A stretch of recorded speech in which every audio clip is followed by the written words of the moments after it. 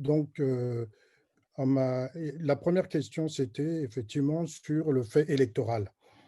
Alors, avant de proposer une définition, je propose de partir d'abord du constat d'un fait universel. Toute société, pour être gouvernée, a besoin d'être incarnée dans une ou plusieurs personnes précises. Cette opération la constitue comme une totalité politique.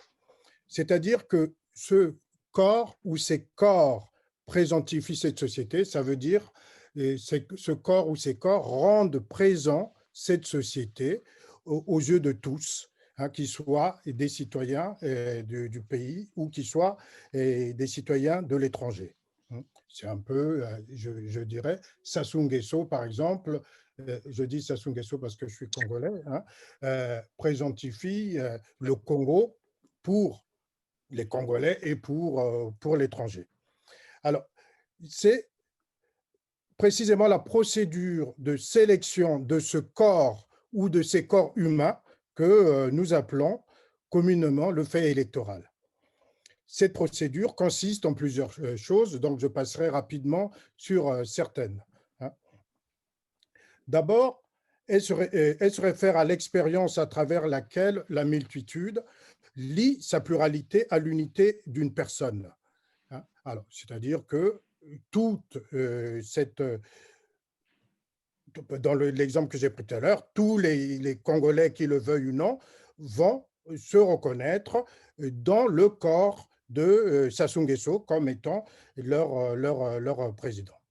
Donc, c'est pour insister sur l'idée que, à travers l'élection, il y a une opération mystique qui va rendre celui qui est choisi différent des autres humains, des autres humains ordinaires, pour que celui qui est choisi apparaisse ainsi à la fois comme le porteur de la personnalité politique de la société et parfois même comme le médiateur exclusif de son rapport à la transcendance. Dans cette mesure, celui qui est élu, hein, doit être envisagé depuis la société qui le sélectionne ou depuis la société qui se reconnaît en lui ou depuis la société à travers laquelle il se reconnaît. D'autre part, l'autre point important par rapport au fait électoral, c'est de considérer que le principe qui légitime les humains à gouverner repose sur la compétence partagée à interpréter des signes et des symboles ordinaires qui renvoient à la capacité de présentifier cette totalité politique qui a son historicité propre. C'est-à-dire que ces signes et ces symboles, en fait, sont relativement spécifiques à des pays. À des pays. Alors, pour être un peu clair sur ce point, dans les recherches que je fais sur des cas africains, hein, il y a des intrigues typiques qui m'intéressent dans le fait électoral. Hein, par exemple, je m'étonne que dans un certain nombre de pays, celui qui est choisi pour représenter le pays, en fait, soit quelqu'un qui apparaisse comme étant le fils d'eux. C'est-à-dire, on a des cas comme ça, que ce soit au Gabon, que ce soit au Togo, que ce soit en RDC, qui est un cas spécifique. Dans d'autres pays, par exemple, on peut avoir, à l'inverse, des personnes qui sont choisies, qui sont sélectionnées, qui sont plutôt en incapacité presque totale, physique totale, hein, que j'appellerais plutôt des types qui sont comme des zombies.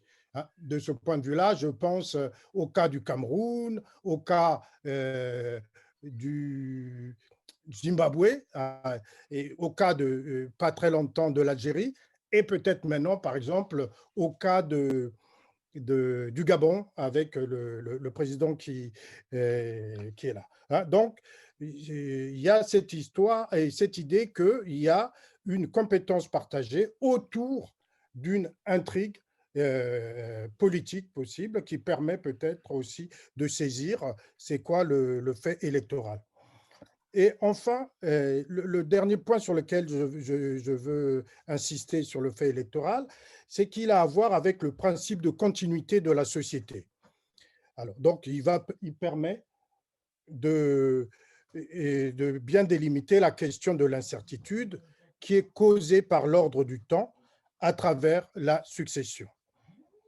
En effet, l'élection permet de désigner celui qui va résoudre l'énigme qui permet d'éviter que ne se dissolve l'unité de la totalité politique. En Afrique, on peut bien le percevoir lors des compétitions électorales et souvent en Afrique, dans beaucoup de pays, et même dans le cas de la Côte d'Ivoire, par exemple, qui se passe actuellement, hein, en Afrique, souvent, le résultat est connu d'avance. Donc, a priori, on savait même dès que comme Ouattara s'est présenté, on était à peu près sûr que Ouattara serait président. Donc, le résultat est connu d'avance. Donc, une incertitude, pourtant, même si le résultat est connu d'avance, il y a une incertitude qui existe, qui culmine souvent dans des conflits et des conflits et qui sont parfois des conflits armés. Alors, donc, le cas de la Côte d'Ivoire qu'on a là, ou ailleurs, hein, qu'on a. Donc, ça veut dire que, en fait, le principe de continuité que je veux pointer ici porte sur la représentation de la totalité politique elle-même, sur l'unité de la totalité politique elle-même. Et que, donc, le fait électoral permet, en fait, de le résoudre. Bon, on verra plus tard, puisqu'il y a d'autres questions qui porteront sur comment il résout. Mais ce que je veux seulement dire, c'est que ce moment où la totalité politique est remise en cause, c'est le moment où le politique se manifeste de manière plus évidente et il se manifeste sous la menace de mort de tous. Alors, défini en étroite relation avec la question du gouvernement, dans ce sens, le fait électoral renvoie aussi à un phénomène universel. C'est pour ça que je m'étonne souvent d'entendre, même de la bouche des Africains sur le continent, de dire avec assurance, il n'y a pas d'élection en Afrique. Or, ces pays africains sont gouvernés et donc cela a nécessité une élection. Donc, je noterai pour finir que je n'ai pas parlé pour l'instant de vote. Je pense qu'il faut distinguer ces deux notions pour éviter des confusions. Pour moi, le fait électoral est un processus plus global qui intègre le vote et l'élection est plus floue, alors que le vote est un dispositif précis pour sélectionner. Il intervient à une date qui a été fixée de manière très précise. Il a des règles de détermination qui sont très claires. Il peut se faire à la majorité, il peut se faire par acclamation, etc., etc. Mais ce qui n'est pas le cas de l'élection. L'élection, pour moi, le fait électoral est un phénomène beaucoup plus global qui englobe celui du vote.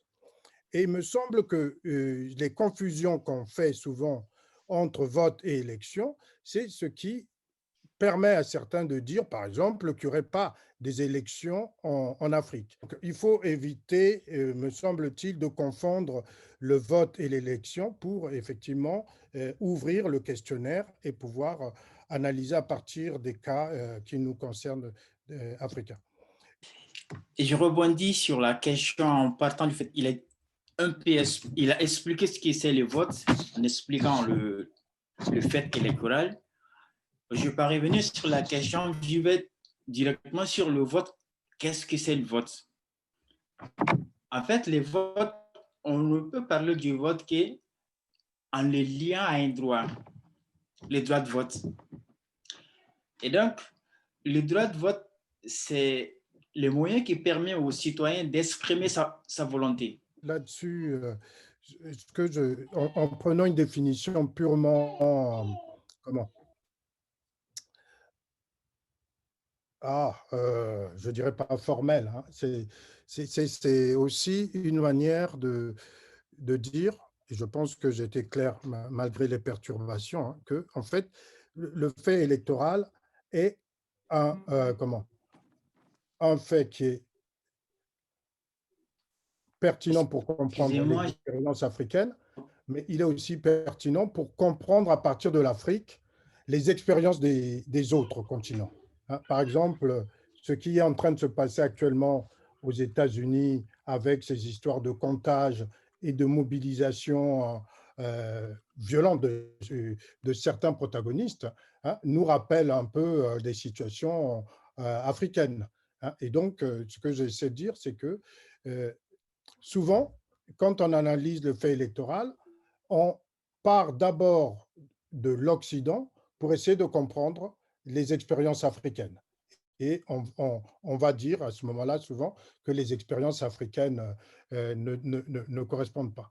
Mais en fait, moi, mon idée, me semble-t-il, c'est qu'il faut qu'on ait une définition qui soit beaucoup plus comparative et que cette définition permettrait qu'on puisse aussi, à partir des phénomènes euh, africains, pouvoir rendre compte des réalités qui se passent ailleurs. C'est-à-dire que pour l'instant, on peut peut-être essayer de comprendre certains phénomènes qui se passent aux États-Unis à partir des expériences africaines. Ça, c'est un challenge. alors, j'ai d'expliquer ce que j'essayais d'expliquer tout à l'heure, c'était que le vote, il était lié à un droit. C'est-à-dire que le vote, c'est un droit fondamental. Il n'est devenu par contre un droit fondamental qu'à partir de la proclamation de certains droits dans les instruments internationaux et plus en avant que les États ont fait allégeance à ces instruments internationaux et qu'ils ont consacrés dans les constitutions internes des États. Ce faisant, on va prendre les votes qui, avant l'ère de la démocratie, qui avait lieu dans beaucoup d'États, dans presque tous les États. En revanche, ces votes, ils n'étaient pas démocratiques. Et donc, de ce fait, on va y avoir des votes réellement démocratiques qui obéissent à des principes. Un vote démocratique, il doit être légal et secret. C'est-à-dire qu'il ne doit pas y avoir de pression, aucune contrainte sur les citoyens lorsqu'ils expriment ses droits de vote. Et donc, le résultat de ces votes qu'il a exprimés de façon libre et indépendante, c'est ce qui va faire que les gouvernants issus de ces élections deviennent légitimes. Ils représentent réellement les personnes, les citoyens pour lesquels, les citoyens pour les, qui ont voté pour eux, pour les désigner soit comme représentants ou gouvernants. Mais on va se rendre compte que c'est, contrairement à beaucoup d'idées reçues, le vote, en réalité, est un instrument politique, à la fois un instrument politique, mais aussi un instrument, un mode de résolution pacifique des conflits. Et cependant, on va se rendre compte qu'en Afrique, au lieu que les votes deviennent un instrument de régulation politique et un instrument de résolution pacifique des conflits, c'est les votes qui vont engendrer des conflits. Un autre point, ce qui, dans beaucoup d'idées reçues, on pense que les votes n'est apparu dans les continents africains qu'après des années 90, marquant le retour de la démocratie en Afrique. En réalité, les années 89-90 ne marquent pas l'instauration de la démocratie en Afrique, mais plutôt la restauration de la démocratie. Ces deux notions, il faut bien qu'on les comprenne. L'instauration est différente de la restauration. L'instauration, lorsque ça n'existait absolument pas du tout, on l'instaure. En revanche, la restauration, quelque chose qui existait, qu'on a enlevé et qu'on le rétablit. Ce qui s'est passé dans les années 1989. Simplement qu'après les périodes précoloniales, les États africains ont connu un multipartisme. Et dans certains États, il y a eu des élections qui, au demeurant, étaient presque démocratiques.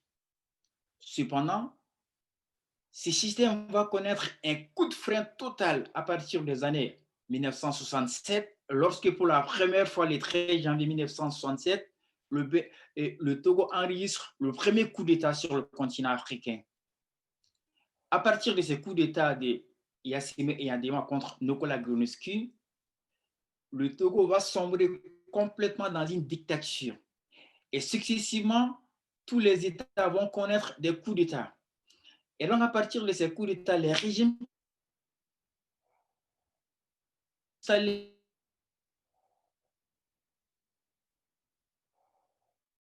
des systèmes de partis uniques.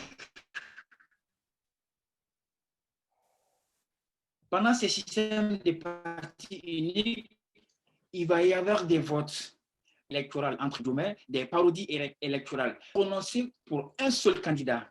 Oui ou non? Oui ou non?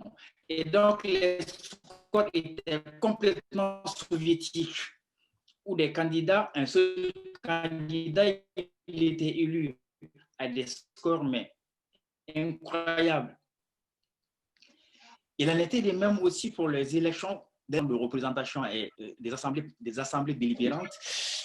Il est en est de même aussi, au lieu que les citoyens soient appelés à se prononcer sur des listes de candidats, ils étaient appelés à se prononcer que pour une seule liste de candidats. Ce faisant, on ne pouvait absolument pas parler d'élections, de votes. Il y avait des votes, mais ce n'étaient pas des votes démocratiques, ce n'étaient pas des élections démocratiques. Par contre, il ne faut pas généraliser la situation. Il y avait certains États également qui sortaient la tête de ce lot. L'exemple en Afrique de l'Ouest, c'était le Sénégal, où dans ce pays, on n'a jamais noté une domination de la vie politique de ces pays par l'armée. C'est-à-dire qu'il n'y a jamais eu l'irruption de l'armée sur la scène politique dans ce pays. Ce faisant, il y a eu des élections à peu près démocratiques dans ces pays où des candidats se présentaient aux élections. Un multipartisme. En revanche, la différence du cas du Sénégal, c'était que c'était un multipartisme limité. C'est-à-dire que les partis qu'ils étaient, c'était le pouvoir exécutif en place, les régimes en place qui précisaient, qui indiquaient les courants politiques qui étaient acceptés. Et si on ne le relevait pas de ces courants politiques, et si on formait un parti, les partis n'étaient pas reconnus. Il y avait une sélection en fait. Mais encore, c'était des cas marginaux, mais encore salutaires, d'autant plus que les élections, c'était encore plus démocratique, contrairement à d'autres États où il n'y avait qu'un seul parti. Au Mali, au Togo et bien d'autres pays, au Tchad, c'était des partis uniques. On va y avoir un mouvement qui serait engendré, qui a été engendré par plusieurs phénomènes, des phénomènes à la fois exogènes, mais aussi endogènes qui vont conduire au renversement de ces régimes, entre guillemets, dictatoriaux. Oui, je vais devoir vous couper. On va devoir passer aux parties suivantes pour pouvoir aborder l'entièreté de la question. Et on va passer à la partie qui porte sur les incertitudes liées à la période électorale. C'est un élément que vous avez laissé transparaître dans vos exposés respectifs, mais j'aimerais qu'on puisse en revenir plus amplement sur cette question. Et je vais commencer par... je vais adresser une question à M. Bazenguissa. Qu'est-ce qui joue dans les élections et pourquoi ces moments donnent lieu à des grandes tensions entre les acteurs politiques et les acteurs civils? Non, il y a une des choses, c'est que dans l'élection se joue aussi la vie de l'unité politique hein, en tant qu'unité et sa survie aussi. Hein, parce qu'à ce moment-là, il y a l'expérience qui peut être violente ou pas, hein, de disons, l'horizon ou la possibilité de la dissolution de ce lien. Hein, parce que c'est pas... C'est-à-dire que à un moment, il y a une personne qui a incarné, comme je dis, présentifié cette totalité politique. Et il arrive au bout de son mandat. Et donc, la question se pose de qu'en est-il, que serait encore cette totalité politique après ce mandat, donc après ce corps ou cette personne qui nous a incarnés pendant un moment. Hein. Et donc, l'élection, en fait, ouvre toujours cette période terrible où tout le monde a l'impression de vivre comme dans un état de guerre.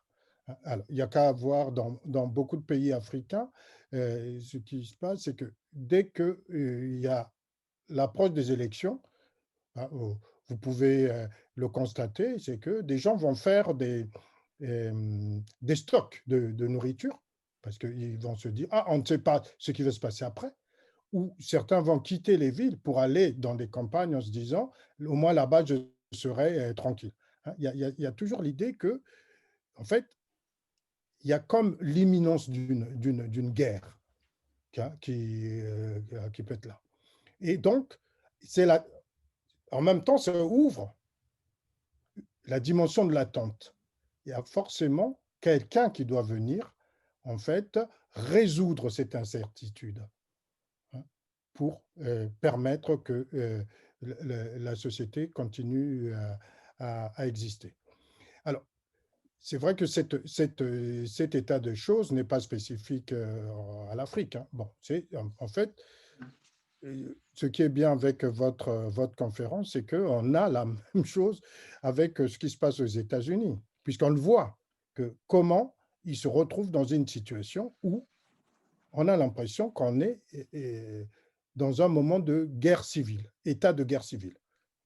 Et l'élection a à voir aussi avec quelque chose de cet ordre, parce que c'est ce moment où le conflit à l'intérieur de la société, où le conflit qui structure la société se pose de manière intense.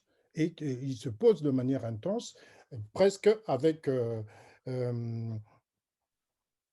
en ouvrant presque la possibilité que éventuellement tout peut exploser, tout peut se dissoudre. Mais en fait, ça ne se dissout jamais. Mais on vit toujours ce moment-là comme si c'était un moment, comme si c'était une fin. Voilà. Dans un premier temps, c'est ça que je peux répondre. Hein, mais j'essaie de dire par là que ce n'est pas qu'un phénomène purement africain. Hein, c'est que c'est la question du politique qui se pose, hein, de politique comme étant ce moment de conflit intense qui se vise presque sous la menace de la dissolution de l'unité. Voilà ce que je pouvais dire rapidement sur ce point. D'accord, merci. Je vais laisser la parole, Monsieur Oumar Berthet, pour quelques mots. Alors, Si vous voulez compléter. et je voulais simplement rajouter à ce que M. Benzegui disait sur la question des violences électorales, entre guillemets. Mais en fait, la question elle est beaucoup plus autrement sur le continent africain. C'est vrai qu'aux États-Unis, c'est le système en lui-même qui est contesté parce qu'on pense que voilà, le système, il semble être obsolète et tout. Mais en fait, sur le continent africain, la question, elle est nettement liée à la manipulation des textes juridiques qui régissent les processus électoraux. Autrement dit, le parti au pouvoir mettra tout en œuvre pour exclure les potentiels adversaires politiques. On pourrait en citer plein d'exemples dans ce cas. Au Sénégal, par exemple, l'ancien maire de Dakar, Khalifa Sall, ce cas était très révélateur, où il a été exclu, il a été poursuivi et mis en prison, simplement qu'il était un candidat potentiel et un candidat qui pourrait être un candidat sérieux pour les élections du 24 février 2019. Il en est aussi le cas récent de la Côte d'Ivoire où Guillaume Soro exclut des élections du 31 octobre avec cette même pratique. Et donc, nous allons voir que c'est des phénomènes qui, au final, engendrent des violences électorales. Parce que les élections, en réalité, ne sont plus inclusives mais exclusive. Et l'exclusivité tient du fait que si on prend des dispositions législatives, réglementaires, voire même des dispositions constitutionnelles et poser des verrous à des personnes, à des candidats potentiels qui peuvent être des dangers pour la réélection ou l'élection du président ou du président en exercice, c'est là que la violence, elle part. Les élections pendant la période qui a suivi la restauration de la démocratie sur le continent africain. J'expliquais dans mon propos préliminaire qu'il y avait des élections pendant la période post-coloniale, il y a eu des élections pendant les périodes dictatoriales et aussi pendant les périodes post-dictatoriales, c'est-à-dire quand il y a eu la restauration de la démocratie. Les premières élections qui ont eu lieu dans tous ces États, c'était réellement des élections qui étaient démocratiques et transparentes. Mais au-delà de là, quand les cycles électoraux ont commencé à se répéter, la violence a commencé à s'éterniser de telle sorte que aujourd'hui sur le continent africain, la période électorale rime avec violence. Souvent, quand il indiquait qu'à l'approche des élections, les familles se ravitaillent de peur que la violence qui surviendra après les élections ne les conduise pas dans un chaos complet où ils n'auront pas de quoi se nourrir. Merci beaucoup, Monsieur Omar Berthet. Je vais donner la parole à Jean-Wilfried Kemajou. Oui, bonsoir, je ne sais pas si vous m'entendez. Oui. Tout d'abord, merci pour les deux interventions qui étaient très pertinentes. En fait, j'avais juste une petite question. Je ne sais pas si vous en avez déjà parlé, mais c'est concernant peut-être le rôle de l'Union africaine. En fait, j'aimerais savoir, selon vous, quel rôle peut jouer l'Union africaine afin de garantir justement un processus électoral démocratique. En fait, en tant qu'Union, en tant que, on va dire, acteur continental, quel impact elle peut avoir notamment au sein des commissions électorales indépendantes dans les pays, sans véritablement, bien sûr, comment dire, affaiblir l'indépendance ou l'intégrité des États qui sont des États indépendants, mais quel rôle véritablement cette union peut jouer aujourd'hui ou pourra jouer dans l'avenir pour garantir justement un processus électoral démocratique? On va garder votre question sous le coude parce que c'est un des points qu'on abordera dans la dernière partie. D'accord. Cette question, si vous voulez, là, on peut déjà l'aborder ici de manière vraiment très différemment. brièvement. Ouais, différemment vous savez, les organisations internationales, de façon universelle, l'ONU, et aussi sur le continent africain, que ce soit l'Union africaine, la SADC, la CEMAC, la CEDEAO, c'est des organisations qui en ont fait la démocratie, le respect des droits de l'homme, et de façon indirecte, de façon sous-jacente, les processus électoraux, un de leurs cheval de bataille, simplement qu'elles se sont rendues compte, ces organisations, que les élections engendrent des conflits. De ce fait, l'Union africaine, elle fait de la démocratie un de ses principes dans l'acte fondamental de l'Union africaine. Aussi, elle a mis en place en 2007 un protocole sur la démocratie et les élections qui explique les cadres juridiques dans lesquels les États doivent pouvoir tenir les élections.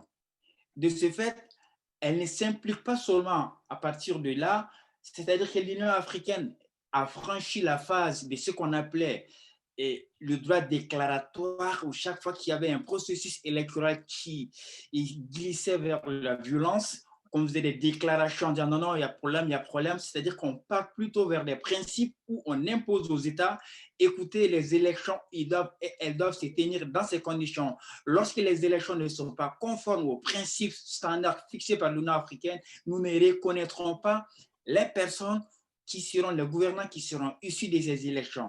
Ce faisant, vous allez voir que la GADEC, c'est l'un des instruments de l'Union africaine qui a mis du temps à entrer en vigueur. Simplement que les États ont été particulièrement frileux à signer ces protocoles, pour la simple raison que ces protocoles constituent en réalité une intrusion, mais de façon significative, dans la souveraineté des États. Mais par contre, on ne peut pas parler d'atteinte à la souveraineté des États, d'autant plus que c'est grâce à cette souveraineté que les États ont adhéré au protocole. Et donc, de ce fait, il est fréquent que lorsque l'Union africaine intervient dans un État, lorsqu'il y a des processus électoraux qui tendent à glisser dans la violence, on exige tous tout de suite la question de la souveraineté des États. Mais en droit international, on ne peut pas parler d'atteinte à la souveraineté d'un État à partir du moment où l'organisation internationale agit dans le cadre d'un texte international auquel l'État membre a adhéré. Si l'État membre n'a pas adhéré, c'est une autre question. Merci. Il y a une autre question qui nous a été posée par Lionel qui demande devons-nous pas revoir nos modèles de démocratie pour éviter les violences? Vous savez, la démocratie sur le continent africain, il y a beaucoup de choses qui se disent. Ou il y en a beaucoup qui disent qu'on nous l'a imposé, ce n'est pas une démocratie. Vous savez, la démocratie, c'est un système en fait. Et donc, c'est un système qui repose sur des principes. Ces principes, mais en réalité, si nous voyons sur le continent africain comment la démocratie est perçue, on doit se poser des questions en se disant, mais est-ce que le modèle démocratique que nous avons hérité du système occidental, est-ce qu'il est conforme à la réalité africaine? Simplement que si nous revenons sur la question des élections, les élections sur le continent africain, elles se tiennent en langue française ou en langue anglaise, voire espagnole, voire portugaise pour les pays luxophones. On va s'adresser à des personnes, les textes régissant les élections, les candidats et tout ce qu'il y a derrière, ils viennent s'adresser aux candidats avec une langue que ces personnes ne connaissent pas. Ce faisant, on voit qu'il y a un décalage en réalité entre notre système démocratique, entre le système démocratique africain, la réalité culturelle et aussi le développement économique et social. En revanche, cela ne veut simplement pas dire qu'il faut basculer dans la dictature, mais il faut quand même dire que dans certains États qui ne sont pas démocratiques, qui sont très loin de la démocratie, on reçu un système économique incroyable. Quand on prend les cas de la Corée, ce n'est pas un pays démocratique, on le dira. La Chine, pareil. Hein. Mais en réalité, c'est des États qui ont reçu un modèle économique qui aujourd'hui, en réalité, que tous les États ont vu, mais en réalité, ce n'est pas des États démocratiques. Par contre, le respect des droits de l'homme, le respect de la personne, le respect des biens publics, ce n'est pas les soucis d'un dictateur. Et donc, sur le continent africain, nous savons que notre modèle, il y a des choix à parfaire, mais il ne faut pas le mettre de côté. Il va falloir chercher où se situe le problème, réadapter les systèmes à la réalité culturelle et sociétale africaine. Bah, merci pour vos réponses, messieurs. On va passer à la deuxième partie et rentrer plus amplement dans le vif du sujet. Du coup, les violences électorales en Afrique de l'Ouest. Nos intervenants énonceront les motifs, les déclinaisons de ces violences et les acteurs qui les perpétuent. Et on va commencer avec un point de définition de M. Berthet. Alors, la violence électorale, définir la violence électorale. En quelques mots. Quel concept? La violence électorale, c'est un concept, si on doit le définir, qui me paraît très complexe à définir, mais aussi facile. Et là, j'essaie de vous apporter des éléments de réponse en fonction de certains éléments qui vous permettent de comprendre. La violence électorale, on peut la définir simplement comme l'ensemble des actes de nature à porter atteinte aux biens des personnes ou aux personnes elles-mêmes en période électorale. Vous me direz qu'on n'est pas sorti l'ornière. Qu'est-ce que c'est encore la période électorale? La période électorale, qu'est-ce qu'il faut entendre par période électorale? Elle se situe déjà à 3 sous-parties, 3 sous-périodes. C'est-à-dire la période à laquelle les candidats vont, pour faire un peu plus simple, que vous compreniez ce que c'est la période électorale, c'est-à-dire que la période électorale est celle où les actes visant les processus électoraux sont posés. Le premier point, c'est que la période préélectorale, on a la période préélectorale, et c'est cette période qui correspond à la période qui précède immédiatement le scrutin. C'est-à-dire que la période auquel les candidats vont déclarer leur candidature, la période auquel les candidats vont déposer leur candidature. On franchit cette phase, on arrive à la période des opérations électorales proprement dites, qui correspond à la période de la propagande électorale qu'on appelle assez généralement la campagne électorale, la période du scrutin proprement dit et la période de la proclamation des résultats et de l'exercice des recours contre les résultats. La troisième période, elle correspond à la période post-électorale, c'est-à-dire la période qui précède immédiatement le processus électoral, la période immédiatement après la proclamation des résultats définitifs des élections. On va trouver que pendant cette période, il va y avoir une série de violences qui peuvent avoir lieu. Des violences qui peuvent être dirigées contre les personnes, contre les candidats, contre leurs partisans, contre l'État, et voire même contre les institutions des États. Ce qui est très fréquent pendant la période préélectorale, c'est d'abord les actes de violence verbale à l'égard des candidats. Il peut y avoir des actes de violence physique pendant cette période, mais ce qui est très fréquent, c'est surtout cela. Aussi des actes de violence sur les affiches des campagnes ou des entraves à l'exercice de la campagne ou de la propagande électorale proprement dite. Là, j'ai une conception totalement différente de celle qui vient d'être développée, parce que alors, on a vu, au moins ce que je remarque, c'est que dans cette définition de la violence électorale, en fait, je trouve que là, on a la confusion que j'essaie de remettre un peu en cause au début, qui était entre l'élection et le vote.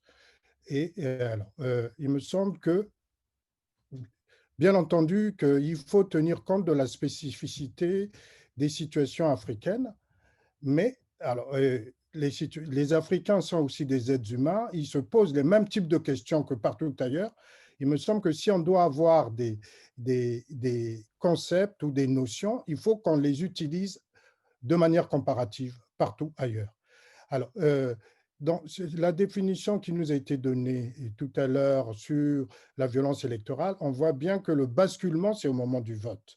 Ce qu'on dit préélectoral ou post-électoral, grosso modo, on dit seulement une chose, avant le vote et après le vote. Alors, mais il me semble que là, c'est vraiment réduire les choses, c'est de ramener au modèle un peu à l'occidental. Et moi, le challenge, il me semble, c'est de commencer à définir des situations, en utilisant les mêmes notions, en fait, en tenant compte de la différence des situations africaines par rapport aux autres. Alors, c'est pour ça que, en général, je ne parle pas de violence électorale, mais je parle plutôt de guerre électorale. Pourquoi pas de violence électorale? Tel qu'on vient de le dire tout à l'heure, c'est que souvent, il y a la définition, c'est que la violence serait un biais par rapport au système des élections et que le système des élections serait par nature pacifique. Mais alors, pourquoi par nature pacifique? Ça semble une évidence, alors que du point de vue disons de la réflexion, même de la construction de ces notions, hein, ça n'allait pas de soi, c'était pas comme ça. Alors, même de la définition de ce qui nous paraît important actuellement, hein, de la question de la démocratie. Hein, et souvent, alors on nous dit forcément, démocratie, c'est forcément pacifique. Alors, si on regarde même là où c'est né cette notion de démocratie, c'est-à-dire dans la Grèce, En fait, l'idée de la démocratie, ce n'était pas être pacifique. D'ailleurs, même étymologiquement, alors là, vous pouvez regarder un auteur important dans ce cadre-là, c'est Nicole Laureau, dans son livre qui s'appelle La société divisée. Elle montre que chez les Grecs, la définition de la démocratie donc, vient de démos, le peuple, kratos, qui veut dire la prise de pouvoir par la force, prise de pouvoir par la violence, et non pas prise de pouvoir de manière pacifique. Pourquoi? Parce que c'était le moment où les va-nu-pieds, ceux qui étaient considérés comme la plèbe, ceux qui n'avaient pas droit à la parole politique, vont prendre le pouvoir et l'exercer contre les aristocrates.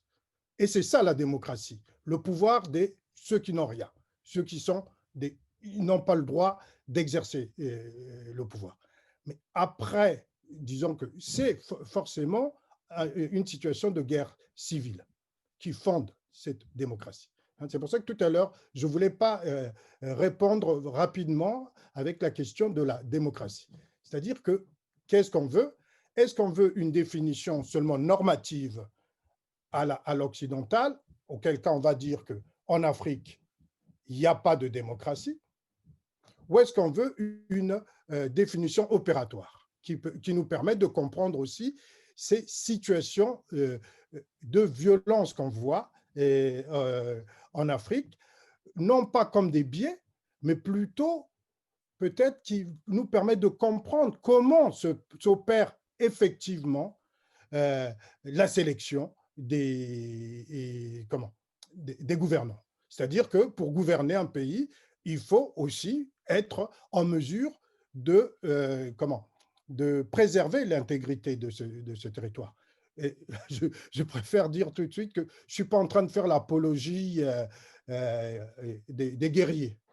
Hein. Je ne fais pas l'apologie des guerriers. Hein. Ce que je suis seulement en train de dire, c'est que ce moment de l'élection, comme on a vu, c'est un moment terrible où il y a la possibilité que la totalité elle-même explose. Et donc, à ce moment-là, il y a un certain nombre de phénomènes qui interviennent aussi, qui ne sont pas réductibles à seulement la question de l'opinion ou de l'expression des opinions. Hein. C'est-à-dire que tout ne se résout pas seulement par le vote, par le comptage des voix, et puis on arrive à la fin, on dit un tel a gagné, et parce qu'il a eu tant de voix. Il y a des sociétés où c'est suffisant, et il y a des sociétés où ce n'est pas suffisant. Hein. Alors, donc, là où le mécanisme de vote est dépassé, hein, en fait, c'est ce que j'essaie de pointer comme étant des guerres électorales. C'est-à-dire que ces phénomènes de violence qui interviennent dans le mécanisme propre du choix des gouvernants, en fait, on ne peut pas le négliger, on ne peut pas le considérer seulement comme des biais, on doit le considérer comme un des éléments importants du mécanisme lui-même. Et c'est pour ça que l'éliminer, c'est beaucoup plus difficile, parce qu'il fait partie du processus. Pour être un peu clair, je vais prendre seulement un cas, puisque là aussi, quand vous m'avez consulté, c'était aussi à propos de la Côte d'Ivoire. Hein, je vais au moment, je ne sais plus, c'était quand il y a eu, c'était quand Gbagbo et Ouattara. Hein, je ne sais plus, c'était 2012, je ne sais pas, quelqu'un... Bon. 2010-2011. Ouais. Alors, donc, la question pour moi était de savoir, est-ce qu'on pouvait dire que le phénomène électoral en Côte d'Ivoire était fini quand les cours constitutionnels avaient annoncé la victoire de l'un ou de l'autre. On sait que Ouattara déclarait qu'il avait gagné. On sait aussi que Gbagbo déclarait qu'il avait gagné. Hein? est-ce que c'est ce moment-là qu'on peut dire que le fait électoral s'était achevé, ou est-ce le moment où Gbagbo s'est fait arrêter dans son palais? Moi, je fais l'hypothèse que c'est le moment où Gbagbo s'est fait arrêter dans son palais. Hein? Ça veut dire que jusqu'au moment où il se fait arrêter dans le palais, on est encore dans le fait électoral. Alors, ce qui veut dire que pour beaucoup, si on retenait que c'était le moment où les cours constitutionnels avaient dit qu'un tel avait gagné, et que Ouattara ou Gbagbo, en fait, l'autre partie serait du post-électoral. Hein? Or, pour moi, j'ai du mal à comprendre c'est quoi le post-électoral dans ce cadre-là précis, puisqu'on était encore dans le cadre de la sélection de celui qui va gouverner. Quand Ouattara est venu, il prouvait maintenant qu'il se pouvait aussi être un bon chef guerrier. Voilà. Hein. En fait, l'idée, c'est un peu ce que j'essaie de penser à partir de ce concept de guerre électorale, pour dire qu'il y a, et en fait, on peut analyser les situations africaines aussi sans être seulement culturaliste. Hein. C'est-à-dire que ça nous permet de comprendre aussi ce qui se passe ailleurs. Alors, là, j'ai pris un cas où il y avait des conflits, des affrontements armés, mais dans d'autres situations, il n'y a pas d'affrontement armé. Mais ce qui me questionne, c'est plutôt l'idée que le vote ou l'application de la règle de la majorité n'est pas suffisante dans certains cas. Hein, peut-être que ce qu'on vit aux États-Unis, c'est aussi ce que moi j'appelle guerre électorale. D'accord, merci beaucoup pour votre point. On va passer à la dernière sous-partie. Qui porte sur le caractère de ces phénomènes. Et vous parlez du cas de la Côte d'Ivoire. J'ai vu tout à l'heure que Libération titrait la Côte d'Ivoire replonge dans l'instabilité. Et Laurent Gbagbo aussi, ancien président de la Côte d'Ivoire, pressentait un retour de la catastrophe. Du coup, la question que je vais adresser à vous deux, on va peut-être commencer par Monsieur Oumar, c'est comment expliquer la cyclicité de ces phénomènes? Alors, ce qu'on indiquait tout à l'heure, vous savez, la cyclicité et la répétition de ces phénomènes de violence préélectorale, post-électorale, et comme il indique, M. Benzegissa, quelle que soit la période qu'on la situera, quand est-ce qu'elle se limitera, mais elle part du système électoral. Beaucoup de phénomènes engendrent cela. Il y a d'une part, la manipulation de l'opinion, la manipulation des textes législatifs réglementaires qui régissent les compétitions électorales, la féodation des organes de contrôle, des organes électoraux et aussi des organes de contrôle électoraux au régime en place. C'est-à-dire que l'opinion, le plus souvent, on sait qu'on est face à des citoyens qui sont, une bonne partie, ne savent pas lire ni écrire. C'est facile de les manipuler. Ce faisant, il est fréquent sur le continent que des personnes votent pour un candidat qui n'a ni vision, ni programme. Simplement, c'est un proche dans l'espoir que s'il arrive au pouvoir, il penserait à lui. Et donc, lorsque la personne estime avoir été victime d'un vol ou d'une manipulation, d'une tricherie, la personne manipulée derrière, elle est prête à... C'est-à-dire la jeunesse africaine, on sait qu'elle est complètement désœuvrée. Elle est dans une pauvreté extrême, ce qu'il appelait Jean-Jacques Konadi, une bombe à retardement, un tsunami. Et donc, en période électorale, c'est le moyen le plus facile de la manipuler. Et quand on revient sur le troisième phénomène, qui est la féodation des organes électoraux au régime en place, là, on va y arriver tout à l'heure dans nos propos, en ce qui concerne surtout le rôle des CELI, des Sénats et des cours constitutionnels. Les CI, c'est ce qu'ils appellent généralement les commissions nationales électorales indépendantes. Dans d'autres États, commission nationale électorale autonome. Et on verra que ces organes qui, en réalité, organisent les élections n'ont aucune indépendance et sont complètement féodés. Ce faisant, les résultats sont assez souvent manipulés quand ils arrivent à leur niveau au moment des comptages ou même pendant les comptages, on gonfle les chiffres parfois qui ne correspondent pas à la réalité. L'espoir, lorsqu'on les porte sur des juges constitutionnels qui vont pouvoir contrôler juridiquement à partir des requêtes et des réclamations que ces institutions juridictionnelles auraient reçues des candidats et des citoyens, elles ne vont pas dire le droit, elles vont rendre des arrêts qui sont conformes aux attentes du régime en place.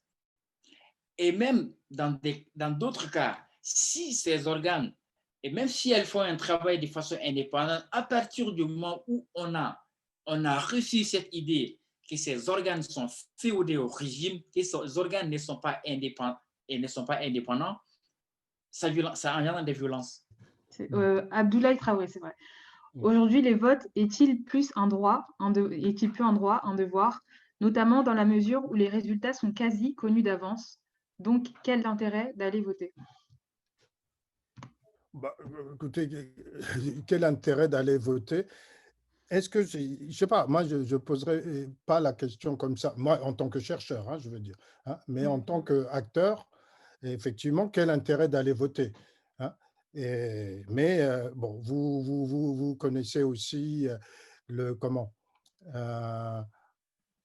modèle du cavalier clandestin, hein, le modèle qui permet d'analyser les mouvements sociaux. C'est-à-dire que quand c'est un mouvement collectif, il n'y a pas d'intérêt d'aller, a priori, et de s'engager, puisque les autres, quand ils vont y aller, nous tous, on va en bénéficier. Mais la question, le paradoxe, c'est que même s'il n'y a aucun intérêt pour y aller, mais tout le monde, pas tout le monde, certains, ils vont, disons, ils vont quand même, hein. Alors, comment comprendre ça? Il me semble que, pour moi, la question, effectivement, en tant que chercheur, hein, que des gens aillent alors qu'ils savent a priori qui va gagner, et puis surtout, ils n'y vont pas souvent en disant qu'il va gagner. Ils vont aussi avec l'idée qu'on va on va pouvoir changer quelque chose, c'est-à-dire qu'ils croient que leur bulletin a un pouvoir quand même de changer quelque chose, hein. Moi, les enquêtes que j'ai faites dans ces pays, dans des pays africains, ça m'étonnait toujours, hein. C'est-à-dire que à la fin, ils sont là, mais qu'est-ce qui s'est passé? Mais pour moi, en fait, ça pose des questions de recherche importantes. C'est-à-dire qu'on sait que pour faire un certain nombre d'actions, il y a un certain nombre de coûts que coûtent ces actions. Alors, dans ces situations africaines, en fait, les coûts, on peut voir que dans beaucoup de cas, ces coûts sont exorbitants. Parce que, comme on a dit tout à l'heure, il y a la question de la violence. Parfois, vous allez voter, et maintenant, quand on va voter, on est parfois marqué, puisqu'il faut mettre son empreinte digitale. Et quand on vit dans des quartiers où, par exemple, on a dit qu'il ne fallait pas aller voter, et quand on revient, on est victime de violence de la part des autres, hein. Donc, pour moi, en fait, c'est plutôt une question de recherche. Jusqu'à présent, je n'ai pas encore de réponse, mais sur laquelle je trouve qu'elle est importante et qui montre aussi, quelque part, que le vote n'est pas rien en Afrique. Parce que certains bravent quand même des dangers pour le faire. Mais alors, puisqu'il n'est pas rien en Afrique, il faut comprendre le sens du vote. Et je pense que c'est un peu dans ce sens que j'essaie de m'atteler, moi. mots sur la question, lorsqu'il pose il pose la question si le vote est un droit ou un devoir. Et je pense que la question a plusieurs réponses. J'expliquais tout à l'heure que le vote est un droit. C'est un droit fondamental. Alors, qui parle des droits? Lorsque j'ai un droit, je peux y renoncer. Ce qui suppose qu'on peut y renoncer au droit de vote, on peut renoncer à ne pas y aller voter. En revanche, lorsqu'on se situe sur un autre aspect, les devoirs civiques, le vote, on peut l'assimiler comme un devoir civique. À partir de ce moment, si nous estimons que c'est un devoir civique pour nous, on s'y rend aux urnes même pour aller faire un bulletin nul ou même sachant que le vote ici n'est pas pris en compte, aller exprimer son droit, son devoir. Mais bon, après le reste, dans le fond, sachant l'intérêt pour aller voter, quel est l'intérêt pour ne pas y aller voter. Mais on est vrai, après, il ne faut pas non plus tomber dans la généralité aussi sur le continent africain. C'est vrai qu'en Afrique, les élections riment avec la violence. On est tout à fait d'accord avec cela, que dans la quasi-totalité des cas, les élections, c'est les périodes électorales, c'est les périodes les plus instables, c'est les périodes des crises, c'est les périodes qui riment avec toutes sortes de violences.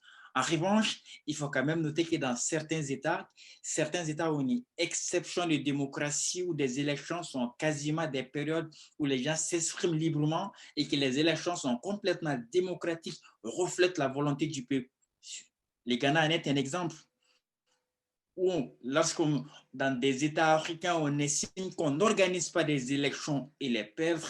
Dans ce pays, à plusieurs reprises, nous avions assisté à des transitions démocratiques, à des transitions au pouvoir, mais de façon spectaculaire où le président au pouvoir perd les élections au profit de l'opposant, reconnaît les résultats des élections sans contestation, sans violence.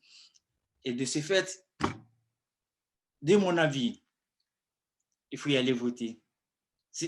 À partir du moment où on estime que c'est un droit et que c'est un devoir civique, il faut y aller. Moi, c'est Bassima. En fait, j'aimerais juste poser des questions plus rapidement. D'abord, qu'est-ce qu'il faut pour empêcher la manipulation de la Constitution, d'abord, et aussi par rapport aux violences, les différentes violences après les élections ou au moment même des élections ou avant même des élections, est-ce que souvent on a l'impression que c'est des violences voulues même par les différents leaders politiques. Par exemple, le cas de Côte d'Ivoire où on voit des leaders politiques jouer sur l'ethnie, en fait, pour que chacun, ou en Guinée aussi, on voit des gens qui jouent sur l'ethnie pour emporter le voix, en fait. Qu'est-ce qu'il faut pour éviter tout ça, pour qu'on fasse des élections dans une bataille d'idéologie, en fait, que sur une bataille purement ethnique ou autre chose? Je reprends à l'aspect juridique. Je vous laisse, M. Benzigis, avec votre permission, répondre aux déjà volés de la question. Vous savez, une constitution, c'est une loi. Une loi en elle-même est appelée à s'adapter à la réalité, à des phénomènes sociopolitiques. Et donc, dans toutes les constitutions des États démocratiques du monde, elles peuvent être revisées. Si la Constitution, à partir du moment où la Constitution dit « je peux être revisée », voici les conditions, je peux être revisée, elle peut l'être. Mais en revanche, ce qu'il faut comprendre, si on note dans beaucoup d'États qui sont réellement démocratiques où on note réellement des modifications de la Constitution pour l'adapter à la réalité socio et politique, à prendre en considération des événements qui n'étaient pas prévus dans la Constitution. J'ouvre la parenthèse ici pour expliquer que les dispositions constitutionnelles, c'est assez généralement, ce n'est rien d'autre que des opinions politiques qui émergent, qui au final sont transcrites dans une constitution en faisant une loi. Alors, la tendance en Afrique, c'est qu'il y a des révisions qui sont complètement tendancieuses. C'est-à-dire qu'on ne revise pas les constitutions pour les adapter à la réalité, pour prendre en considération certains phénomènes tels que je l'indiquais, mais simplement pour les intérêts personnels. Et c'est là qu'il y a problème. On y voit déjà que des tendances commencent à changer dans beaucoup d'États, dans certains États. Et là, je prends l'exemple sur le Niger, par exemple, qui s'en est inspiré du coup d'État de l'hiver 2010 contre Mamadou Tanja lorsqu'il a modifié la constitution en sa guise pour se maintenir au pouvoir au-delà de la limitation de la durée initiale prévue par la constitution, et qui s'en est suivi un blocage institutionnel qui a abouti à un coup d'État militaire. La constitution qui a été mise en place à l'issue de ce processus a complètement verrouillé, c'est-à-dire que la constitution du Niger, on ne peut pas la modifier pour changer on ne peut pas la réviser pour changer la durée du mandat présidentiel. Et donc, dans des États, des tendances commencent à émerger. Par contre, dans d'autres États, la Constitution peut être révisée par tous les moyens. Le président, il a soit le choix entre la voie parlementaire ou la voie référendaire. Assez souvent, à partir du moment où les gens savent, les présidents savent, le président en exercice, il sait qu'il a la majorité, au niveau du Parlement. On sait que les parlements sont généralement des chambres mécaniques d'enregistrement des textes. On va contrecarrer la voie référendaire qui me semble, de mon avis, plus démocratique au profit de la voie parlementaire. Parce qu'on sait à ce niveau, là, il n'y aura pas de problème. Et de ce fait, tout ce qui s'est passé, on sait que le Togo est le champion dans le système où la limitation du nombre de mandats est assez généralement fait l'objet règlement de révision de la Constitution, et tout est fait par la voie parlementaire parce que le Parlement est majoritaire et le parti au pouvoir est majoritaire au Parlement. Voilà ce que je pourrais ajouter sur ce point. Oui, sur la question autour de l'ethnicité et comment éviter qu'ils n'interviennent dans les cycles de violence. Mais alors, là, j'avoue que j'ai du mal encore à répondre parce que il y a ce que les gens disent et il y a ce qui se passe vraiment. Hein. Donc, il faut faire, me semble-t-il, beaucoup d'enquêtes parce que effectivement, en Afrique, on a tendance à parler des acteurs en termes ethniques. Mais quand on va voir maintenant qui est autour de ces chefs, qui s'engagent, alors on s'aperçoit que la situation est beaucoup plus complexe. Hein. Donc, et bon, ne connaissant pas le cas de la Guinée ni le cas de l'autre pays que vous avez cité tout à l'heure, hein, mais si je me réfère sur mes terrains qui sont plutôt des terrains d'Afrique centrale, je me rends compte que souvent on parle aussi des acteurs en termes ethniques. Ah oui, mais c'est les nordistes qui sont battus contre les sudistes, c'est les Nibolèques qui sont battus contre les Tchèques, tout ça. Mais on s'aperçoit que finalement, il faut se dire à quoi se réfère ce discours. En fait, on a l'impression que ce discours en fait, essaie de s'aligner sur les nouvelles fractures dans la société, sur comment la société se reconfigure.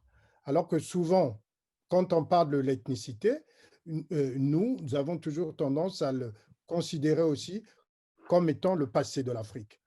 Alors que dans beaucoup de cas, mais je peux vous donner des exemples, hein, vous apercevez que les catégories qui sont décrites comme étant des catégories ethniques ne renvoient pas forcément à la reproduction du passé. Ce sont des catégories qui sont purement